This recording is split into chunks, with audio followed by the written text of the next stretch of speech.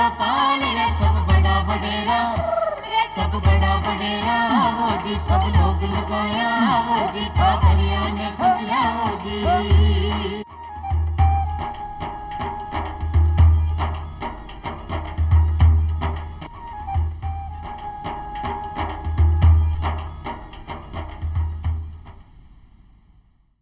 चौपाल देखने वाला सबला दर्शका ने राम राम सा भाई। आज की चौपाल में आप चर्चा कर रहा है जीवन कौशल शिक्षा आज की आवश्यकता।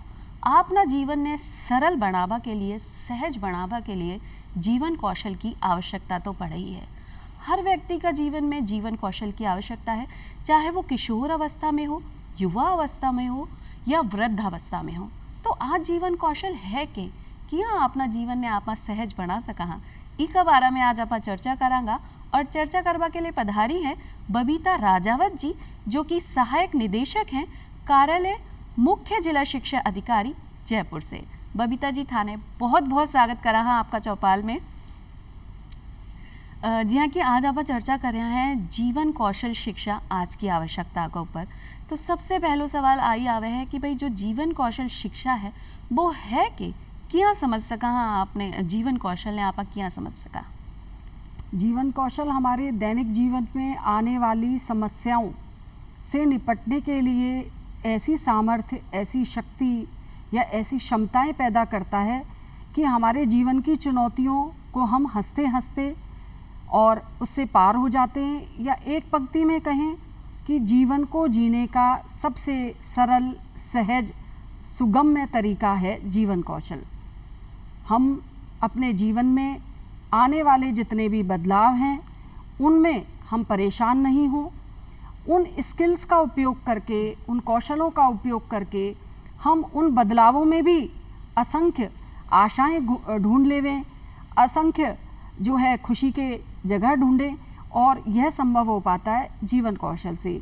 जीवन कौशल परिस्थिति अनुसार, संस्कृति अनुसार, वातावरण के अनुसार अनेक होते हैं, असंख्य होते हैं, जिनकी मदद से हम अपने जीवन को सरल, सुबोध, सुगम्य और सहज बना पाते हैं। जी, तो जीवन कौशल में जब इतनी सारी बातें हैं कि जो आपने जीवन में सफलता रूप से जीवा की कला आप कह सका कि मतलब सरल और सुगम्य रूप से आपने जीवन जी सका, कि जब पृथ्वी पर आया है बहुत सारा जीवन के बाद में एक रूप मिले है मानव रूप, तो भी आप बीने सही तरीका से जी लिया।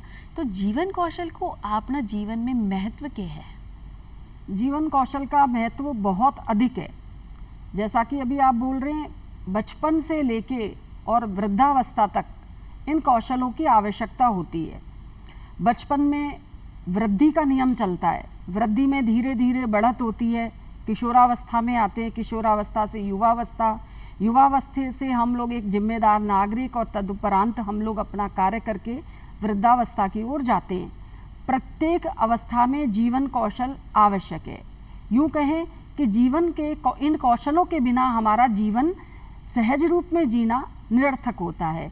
चाहे वह समाज है, परिवार है, राष्ट्र है, हमारे कार्यस्थल की जगह हो, हमें इन सब जीवन कौशल की दैनिक उपयोग से ही हम अपने जो वातावरण है उसको बेहतर बना पाते हैं और सभी में सामंजस्य बिठा के हम लोग एक बहुत अच्छा सा उत्कृष्ट परिणाम दे पाते हैं, जिससे कि चहुं और हमारे कौशलों का विकास होता दिखता है। या ये कहें हम एक तरीके से पर्सनालिटी ग्रूमिंग या व्यक्तित्व निर्माण की बात करता है। जी, तो जब व्यक्तित्व निर्माण की बात है और जीवन कौशल की है, तो ऐसा कौन कौन सा जीवन कौशल हैं मतलब जिन्हें आप समझ सका या अपना व्यक्तित्व में ढाल सका? तो जीवन कौशल का घटक कौन कौन सा है आप भी बोल सकें, या फिर जीवन कौशल कौन कौन सा है? बिल्कुल, वैसे तो असंख्य हैं, परिस्थितियों के अनुसार, संस्कृति के अनुसार, समय के अनुसार असंख्य हैं, लेकिन फिर भी 10 प्रमुख जीवन कौशल माने जाते हैं, जिसमें निर्णय लेना, तनावों से जूझना, समालोचनात्मक चिंतन, सृजनात्मक चिंतन, तदनुभूति, जैसे कि समानुभूति के नाम से भी हम जो है जानते हैं। और इन सब के एक प्रमुख उद्देश्य यही रहता है कि व्यक्ति को एक ऐसी सामर्थ्य, ऐसी शक्ति, ऐसी क्षमताएं प्रदान करना कि इन सब से वो जब उपयोग करेगा, इन सब से वो धीरे धीरे एक आदत बन जाती है। इन कौशलों का उपयोग होने से एक आदत ऐसी बन जाती है कि आपको पता ही नहीं चलता व्यवहार में कि मैं कौन से जीवन कौशल का उपयोग कर रहा हूँ, और हम लोग इनका निरंतर उपयोग करके एक बहुत अच्छी सी स्थिति में आ जाते हैं। तो मुख्य जीवन कौशल यही हैं जिनका हम उपयोग करके और दिन प्रतिदिन के वातावरण को सहज बना पाते हैं। तो जीवन कौशल जितना भी है, अगर आप ना व्यक्तित्व में आ जाएं और अपनी मतलब आदत में आ जाएं कि आपने यहाँ ही व्यवहार करना है और यहाँ ही काम करना है, तो एक आकर्षण व्यक्तित्व भी आप बना सका हाँ अपनों। जब शुरुआती दौर की बात आए तो बोला जावे है कि भाई माँ एक अच्छी शिक्षक है, बी के बाद आए कि जो आप स्कूल है, विद्यालय हैं, बटे आप सही शिक्षा ले सका। तो आप जीवन कौशल ने पाठ्यक्रम में शामिल कर क्या शिक्षा ने ज़्यादा सार्थक बना सका? बिल्कुल, विद्यालयी शिक्षा में जीवन कौशल शामिल है, और चूंकि विद्यालयों में पढ़ने वाले जो बच्चे होते हैं उनमें 10 से 19 वर्ष तक किशोरावस्था के लक्षण दिखाई देते हैं। ये एक उम्र ऐसी होती है जो वृद्धि की तो है ही, साथ ही में शारीरिक, मानसिक, भावनात्मक परिवर्तन भी होते रहते हैं। लगातार हमारे शारीरिक परिवर्तनों से कुछ किशोर किशोरी तनाव में भी रहते हैं, कुछ को जिज्ञासा भी रहती है, और इन जिज्ञासाओं का समाधान वो घर में नहीं कर पाते हैं, क्योंकि घर वाले ये कहते हैं, क्योंकि ये अवस्था ऐसी है कि जब घर वाले ये कहते हैं कि अभी तू उतना बड़ा नहीं है, और जब बात आती है तब कहते हैं कि अभी तू इतना छोटा भी नहीं है, तो जिम्मेदारी लेने और देने के हिसाब से, तो ऐसी स्थिति में वो मित्र वर्ग पर डिपेंड हो जाता है, मित्रता करने लगता है, बहुत सी जिज्ञासाओं का, प्रश्नों का समाधान अपने मित्रों में ढूंढने लगता है। तो यहाँ हमें, क्योंकि मित्रों को संगत और कुसंगत दो प्रकार की हो सकती है किशोरावस्था में, क्योंकि ये कहते हैं कि भटकाव की हुई उम्र मानी जाती है। तो ऐसे में निर्णय लेने की क्षमता और समालोचनात्मक चिंतन, ये दो महत्वपूर्ण हो जाते हैं, क्योंकि समालोचनात्मक चिंतन से वो ये जान पाएगा कि मुझे, मेरे लिए क्या अच्छा है, मैं, मेरे लिए क्या बुरा है कि जो मुझे करना है और नहीं करना है। तो ये निर्णय भी ले पाएगा और समालोचनात्मक चिंतन भी कर पाएगा, और इन्हीं चीज़ों के आधार पे वो भविष्य निर्माण भी कर पाएगा। देखिए, मना करने और कहने में भी बहुत अंतर है। यहाँ पे हम प्रभावी संप्रेषण जीवन कौशल का इस्तेमाल करते हैं कि एक तो मना करना होता है कि हम स्ट्रेट फॉरवर्ड मना कर दें, और एक दूसरा है कि उस सामने वाले को बुरा भी ना लगे और हम उस चीज़ के लिए नकार भी जाएं। तो ये सब की सब चीज़ों का समायोजन या संयोजन जीवन कौशल से संभव हो सके है। और इमें अगर आप किशोरावस्था की खासी बात करा, तो किशोरावस्था में अगर परिवारजन की भूमिका सही रहेगी, बिना सही तरीके से समझाया जाएगा, जिया कि अभी आपने बताया कि भाई अभी आप इतना छोटा भी नहीं हो और अभी आप इतना बड़ा भी नहीं हो कि आपने समझ आ जाए, तो ऐसा जवाब देबा के बदले आप बिना समझा सका कि आ समस्या है और इको समाधान यहाँ हो सके है, तो किशोर ने भी सही तरीका से समझ जाए और वो कोई गलत दिशा की तरफ नहीं मोड़ पाए। और जैसे कि बताया कि भाई दोस्तों से आपनी ज़्यादा वो हो जावे कि कोई भी समस्या हुए तो आप मित्र से आप बात करा बी से समझ ले वहाँ, लेकिन एक सोच को जो दायरो है दोनों को बराबर ही हो सके है। तो जो बड़ा आपने समझा सके हैं वो आपका संगी साथी सही तरीके से नहीं समझा सके हैं। तो ऐसे में जीवन कौशल आपके लिए बहुत ज़्यादा ज़रूरी हो सके है, सिर्फ किशोरावस्था के लिए नहीं, जो परिवार में सदस्य हैं वो भी अगर इन चीज़ों ने अपना लिया तो वो जो अपना टाबर है बी को भरण पोषण और बी को लालन पोषण बहुत सही तरीका से कर सकें और बिना सही तरीका से समझा भी सकें। जब शिक्षा की बात आई और बीच में आपने बात करी भविष्य निर्माण की, तो जीवन कौशल किया आपना सही भविष्य निर्माण को चुनवा में आपने सहायक सिद्ध हो सके हैं। शिक्षा एक ऐसा हथियार है जिसके दम पर हम कोई भी चुनौती का सामना कर पाते हैं। जी, आपने कई ऐसे दृष्टांत उदाहरण सुने होंगे कि बहुत ही विकट परिस्थितियों में किसी बालक या बालिका ने शिक्षा को हथियार बनाया और आज बहुत अच्छे मुकाम पर है। लेकिन ऐसा तब संभव हो पाया जब उसने इन जीवन कौशलों का उपयोग किया, किसी प्रकार का अवसाद, तनाव अपने ऊपर हावी नहीं होने दिया, और इसमें उसके परिवार का भी बहुत महत्वपूर्ण योगदान होता है। वह परिवार के बीच में बैठकर अपनी खुलकर बात करे, अपने निर्णयों से अवगत कराए, अपने भविष्य की जो प्लानिंग है उनके बारे में बताए, और उसमें क्या क्या सपोर्ट परिवार से चाहिए इसके बारे में भी बताए। परिवार अपनी सीमाओं को भी बताए कि भाई इस तरीके की वे सुविधाएं दे पाएंगे या किस प्रकार से कर पाएंगे, क्योंकि परिवार के सहयोग के बिना कोई भी सफल नहीं हो पाता। और परिवार यदि सकारात्मक रूप से कहीं योगदान दे रहा है और जीवन कौशल का उपयोग करके, जीवन कौशल में हम यहाँ बात करेंगे अंतर्वैयक्तिक संबंधों की, सामाजिक सरोकारों की, क्योंकि परिवार का प्रत्येक रिश्ता, चाहे वो माता के रूप में हो, पिता के रूप में, भाई के रूप में हो, पत्नी के रूप में हो, पुत्र के रूप में हो, ये सारे रिश्ते ऐसे हैं जिन पर कि वह अपना भावनात्मक जुड़ाव महसूस करता है। और भावनात्मक में यदि अधिक भावुक हो गया तो वो सही निर्णय नहीं ले पाएगा। तो ऐसी स्थिति में उसे सोच समझकर निर्णय लेने की आवश्यकता होती है और परिवार को भी उनका सहयोग करने की आवश्यकता होती है, ताकि वो भविष्य के निर्णय सही ले पाए, ऐसा परिवार माहौल दे सके। तो इको मतलब तो साफ साफ आई है कि सिर्फ टाबर के लिए, किशोर के लिए, एक युवक युवती के लिए, या एक गृहिणी के लिए, या एक परिवार के सदस्य के लिए, या वृद्धा अवस्था के जो भी बुजुर्ग लोग हैं, बी के लिए, सबके लिए ही जो जीवन कौशल है वो बहुत ज़्यादा ज़रूरी है। तो एक ही कोई उम्र नहीं हो सके कि भाई आप सिर्फ स्कूली शिक्षा में ही जीवन कौशल ने शामिल कर दिया, तो आप अपना पूरा जीवन भर जीवन कौशल सीख सका हाँ, अपने आसपास की ऐसी घटनावां से भी सीख सका कि भाई आपने आपनो जीवन किया व्यतीत करनो है। एक टाबर की परवरिश में भी आपका जीवन कौशल झलके है। अगर वो एक सफल व्यक्ति बने हैं तो यही कहा जावा है कि भाई माता पिता ने बहुत मेहनत करी है, बहुत अच्छा संस्कार दिया है, तो एक व्यक्तित्व को निर्माण हुए है।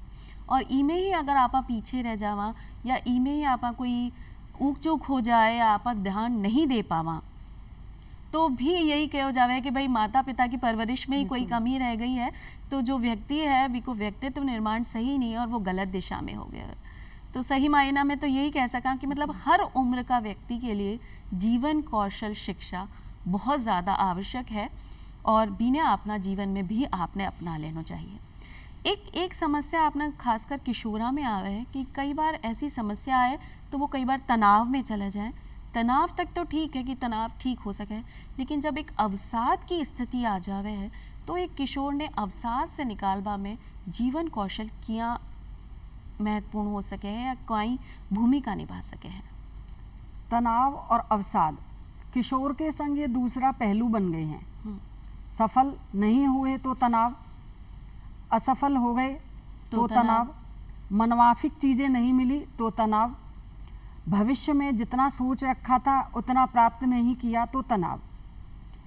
और यदि किशोर ही तनावपूर्ण स्थिति में रह रहा है तो एक स्वस्थ और सफल राष्ट्र की कल्पना करना भी बहुत मुश्किल हो जाता है।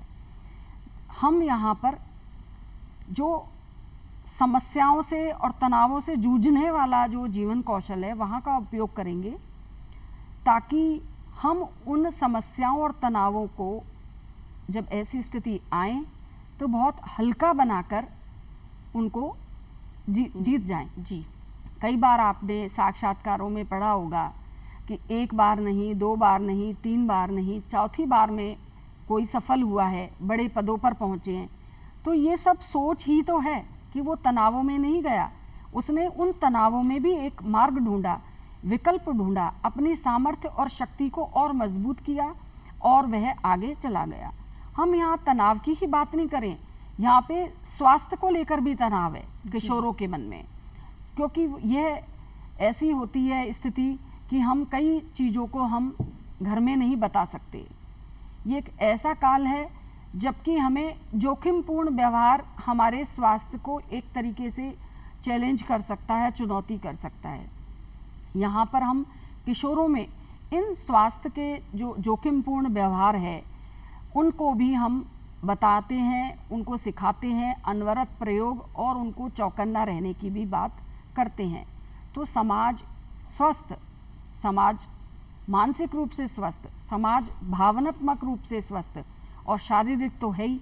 जब ये तीनों ही त्रिआयाम हमारे सही होंगे तो किशोर को एक अच्छा अपॉर्चुनिटी मिलेगी वृद्धि विकास के लिए, और वही किशोर भविष्य में एक परिवार का बहुत अच्छा मुखिया होगा। आपने सबने सुना होगा कि भाई उसका परिवार तो बहुत अच्छा है। अरे भाई क्यों? क्योंकि वो मुखिया ही बहुत अच्छा है, तो सारा श्रेय मुखिया को जाता है। इसी प्रकार से हम कहते हैं कि यदि कहीं आपको किसी परिवार की प्रगति देखनी है तो उसके वृद्धजन की स्थिति को देख कर आओ।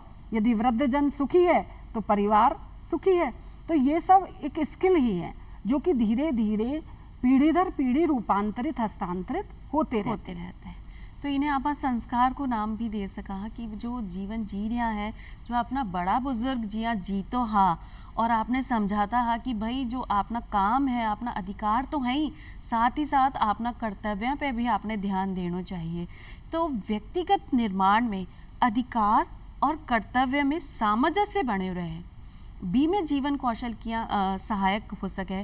कि कई बार ऐसा हो जाए कि आप सोचा कि भाई मेरा तो अधिकार है शिक्षा लेबा को, मैंने तो जानो है, मैंने नौकरी भी करनी है, मैं अच्छो खानो भी है, अच्छो पहननो भी है, लेकिन एक परिवार की स्थिति या अपनी खुद की स्थिति आप नहीं समझ पावा, सिर्फ अधिकार के पीछे ही भागा, तो कर्तव्य भी ज़रूरी है। तो दुनिया में सामंजस्य बढ़ावा के लिए जीवन कौशल क्या मायने हो सके? बहुत प्रासंगिक प्रश्न है, क्योंकि आज जो सारी लड़ाई है वो अधिकार की लड़ाई है, कर्तव्य की लड़ाई तो कहीं है ही नहीं, कहीं करे ही नहीं है। जबकि सिक्के के दो पहलू हैं। एक छोटा सा सामान्य उदाहरण देखिए, हम सड़क पे जा रहे हैं, पति पत्नी और 2 बच्चे हैं, एक दूसरे के हाथ में हाथ डाल के जा रहे हैं, और जब कोई कहता है कि भाई ट्रैफिक रूल का फॉलो करो, तब वो कहते हैं कि क्यों, सड़क पर निकलना हमारा अधिकार है। लेकिन अगर हम ही उस स्थिति में हो तो हमको क्या लगेगा कि सड़क को घेर के चले हैं या ट्रैफिक रूल को फॉलो करना जरूरी है। तो अधिकार और कर्तव्य, हम केवल हमारे अधिकारों की बात ना करें, हमें ये पता होना चाहिए कि हमारे कर्तव्य भी हैं। अगर हम कर्तव्यों का पालन करेंगे तो निश्चित रूप से किसी दूसरे के अधिकारों का हनन नहीं कर पाएंगे। एक बहुत बड़ी पंक्ति है, बहुत बड़ा अर्थ लेकर है, निज पर शासन फिर अनुशासन। अनुशासन तभी कायम हो पाएगा, प्रत्येक व्यक्ति खुद अनुशासित होगा। प्रत्येक व्यक्ति खुद अनुशासित होगा तो समाज, परिवार, राष्ट्र अपने आप में एक विकास अवधारणा बनती जाएगी। यहाँ पर हमें प्रत्येक कर्तव्य और अधिकार की बात करनी है। एक अच्छे विद्यार्थी के क्या कर्तव्य हैं, एक अच्छे राज्य कर्मचारी के क्या कर्तव्य हैं, एक अच्छे टैक्स पेयर के क्या कर्तव्य हैं, एक अच्छे परिवार के मुखिया के क्या कर्तव्य हैं, एक अच्छे राष्ट्र नेता के क्या कर्तव्य हैं। और हम यूँ कहें कि प्रत्येक व्यक्ति के संग अधिकार और कर्तव्य एक श्रृंखला के रूप में जुड़े हुए हैं, जिनके कि जहाँ अति हो जाए, यदि अधिकार बहुत अति सीमा में प्राप्त किए जाए तो कर्तव्य कहीं ना कहीं बौने नजर आते हैं।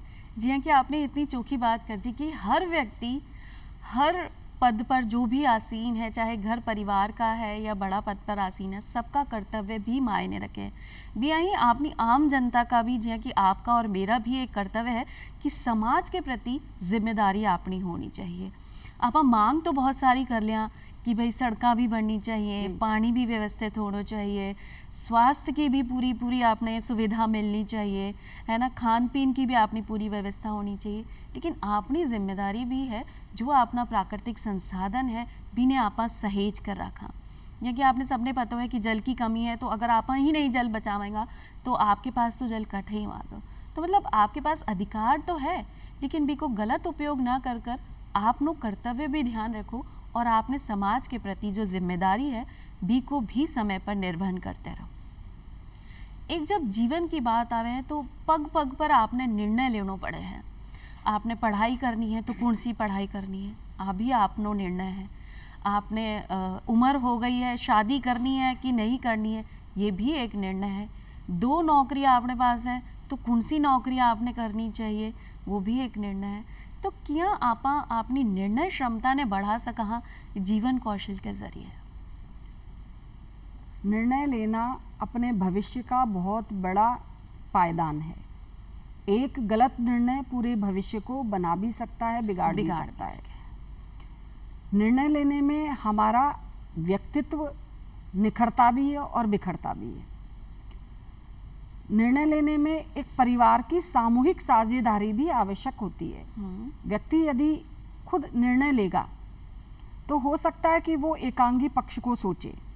यहाँ पर उसका समालोचनात्मक चिंतन होना जरूरी है। कि मान लीजिए कोई एक व्यक्ति है, वो चाह रहा है कि मुझे भविष्य में कृषि करनी है, लेकिन कृषि करने के लिए क्या उसके पास में जो संसाधन हैं, वो पर्याप्त हैं, क्या उसकी सोच, क्या उसकी समझ, क्या उसके उपकरण, ये सब उसके पास हैं? यदि हैं तो कितनी मात्रा में है, किस प्रकार से वह सफल हो पाएगा या किस किस के सहयोग से हो पाएगा। समाज बहुत, और सबसे बड़ा परिवार एक ऐसी रूट है, एक ऐसा जड़ है जिसके सहयोग के बिना आप किसी भी ना तो निर्णय ले पाएंगे, ना ही किसी प्रकार का और आगे की सफलताओं के लिए सोचने में कमतर अपने आप को महसूस कर पाएंगे। हम बात करें पढ़ाई लिखाई की, कि बच्चों में ये रहता है कि भाई मुझे क्या करना है, क्या करना है, सबसे ज़्यादा असमंजस होता है जी। ये किशोर जनों को रहता है कि भाई मुझे क्या करना है, और इसके लिए वो पूछने जाते हैं, खुद की जिम्मेदारी, खुद के जीवन के निर्णय लेने के लिए किसी दूसरे से पूछने जाते हैं, अपने रिश्तेदारों से पूछते हैं कि भाई मुझे क्या करना है, जबकि खुद को उनको पता होना चाहिए कि उनकी रुचियां क्या हैं, उनकी कौन सी चीज़ों में उनका रुझान है जिनसे कि वे आगे जाके सफल हो पाएंगे। साथ ही में अभी जैसा आपने बोला, सामाजिक रूप से विवाह आदि के रूप में देखा जाए, चूँकि इन स्किल्स का उपयोग करके वर्तमान में जो किशोर हैं वो काफ़ी जागरूक हो गए। आप देखते हैं एक सही उम्र पर ही विवाह हो रहे हैं, बाल विवाह ना के बराबर भी हो गए हैं। शिक्षित परिवार की जो परिकल्पना है वो चल गई है। शिक्षित और सीमित छोटा परिवार जो कि खुशहाली का आधार माना जाता है, उसको भी शुरू किया गया है। तो ये सब तभी हो पाएगा जबकि हम इन सब समूचे जीवन कौशल को किसी एक के आधार पर नहीं, ये एक झुंड है, ये एक इस तरीके का एक सर्कल है जिनको समय समय पर कभी आपको 1, कभी 2, कभी 4, कभी 8 को उपयोग में लेकर और आप आगे बढ़ सकते हैं और एक सफल व्यक्तित्व, सफल नागरिक बन सकते हैं। कोई बहुत बड़े पदों पर बने रहना ही आपकी सफलता की कहानी नहीं है। एक सफल किसान भी हो सकते हैं, एक सफल व्यापारी भी हो सकते हैं, एक सफल जो है यातायात को ऑपरेट करने वाले भी हो सकते हैं। ये सब आपके ये आयाम है जहाँ की आपकी सफलता दिखाई देती है। बबीता जी, एक प्रश्न आ भी आवे है कि व्यक्ति जो है हमेशा लालच में ही रहे हैं। आप यही सोचा कि आपनो आ काम हो जाए तो आप खुश हो सका, मैंने अच्छी नौकरी मिल जाए तो मैं खुश हो जाऊं, या मेरी तनख्वाह बहुत अच्छी हो जाए, सरकारी पद पे आसीन हो जाऊं, या लोगों में बहुत प्रचलित हो जाऊं, लोग मैंने मानने लग जावे तो मैं खुश हो जाऊं।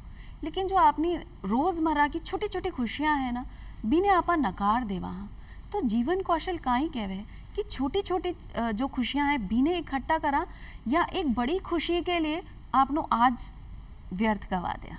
बिल्कुल, आज यही होड़ है, जो आज है उसे संभालें, कल गया उससे सबक लें, आज को संभालें। अगर आज संभला है तो भविष्य संभला रहेगा। और ये गुण हम अपने आप में तो विकसित करें, हमारी पीढ़ियों में भी विकसित करें। छोटी छोटी चीज़ों में खुशियाँ देखें। अगर बच्चे बगीचे में जा रहे हैं तो वह फूलों में जाते ही वो चहचहाते हैं, खुद उन पक्षियों के समान हो जाते हैं, उन तितलियों को देखने का प्रयास करते हैं जो कि अब लुप्त प्राय हैं, क्योंकि हमने वन पर्यावरण को सहेजा ही नहीं। तो यहाँ पर जब हम अपने अधिकार कर्तव्य की बात आती है तो क्या हम जल तो हमको चाहिए, पीने का पानी तो चाहिए, लेकिन जल सहेजेंगे नहीं। पर्यावरण शुद्ध हवा चाहिए लेकिन पेड़ लगाएंगे नहीं। तो आज जो हम करेंगे वो बेहतर कल के लिए करें, उस कल की तो चिंता करें, लेकिन आज के जो छोटे छोटे पल हैं उनको व्यर्थ ना गंवाएं। जो छोटी छोटी खुशी है उन्हीं से बड़ी खुशियां बनती हैं, और ये निरंतर खुशियों से ही हमारा जो है मनोवृत्ति बनती है। यदि हम खुशहाल रहते हैं, अब आप देखते हैं कि लोगों में लाफ्टर थेरेपी होने लगी है, हंसने के लिए वो बगीचों में जाते हैं।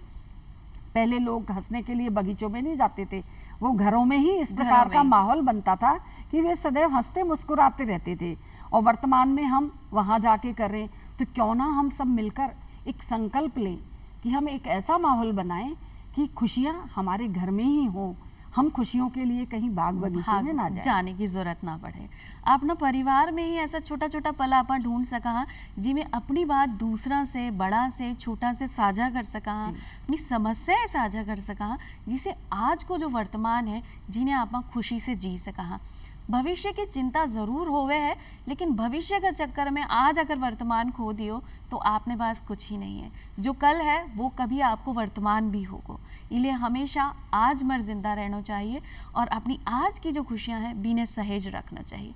कहीं एक व्यक्ति का खुश रहवा से रचनात्मक सोच भी बढ़े है, सकारात्मकता भी आवे है बीका जीवन में।